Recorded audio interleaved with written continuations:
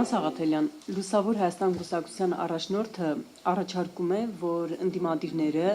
մեկ ճակատ կազմեն ու այսպես ուժեղ ճակատով էլ մասնակցեն ընտրություններին եւ համարում է դա Էդմոն Մարուքյանը ամենաարդյունավետ ճանապարհը Փաշինյանին տուն ուղարկելու համար։ Դուք քննարկել եք մեկ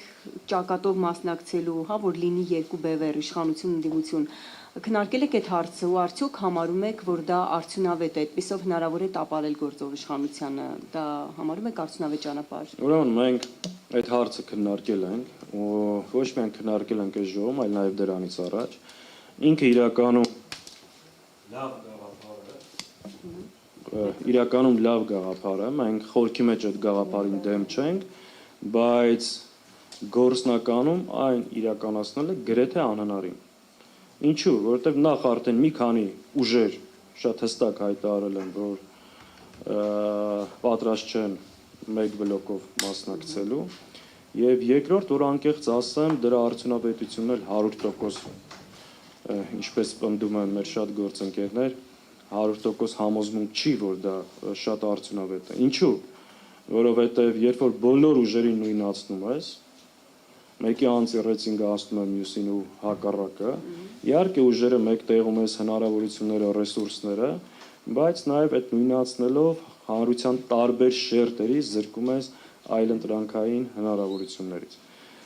Քանի որ այդ ըստ էության գործնականում անհնար է, մեր առաջարկը հետևյալն է, որ ընդդիմադիր դաշտի ուժերը պետք է մի կողմ դնեն շատ ամբիցիաներ, տարաձայնություններ եւ մեկտեղ են իրենց ուժերն ու հնարավորությունները ձևավորեն առնվազն 2, 3, 4 ազդեցիկ բլոկներ,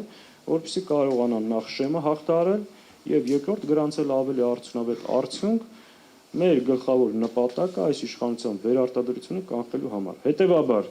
քանի որ հնարավորություն չկա մեկ միասնական դաշինքով, առնվազն պետք է ամեն ջանք գործադրել մի քանի խոշոր բլոկ ձևավորելու համար։ Սա է մեր մոտեցումը եւ այդ բլոկների հնարավորությունը կա ու արդեն դաշտում մի քանիսը նշմարվում են։ Ու անկախ նաև այդ ձևաչափերի որոշումից մենք գտնում ենք, որ կան կարևոր առաջնային օրակարգային հարցեր, որոնց շուրջ պետք է համագործակցենք։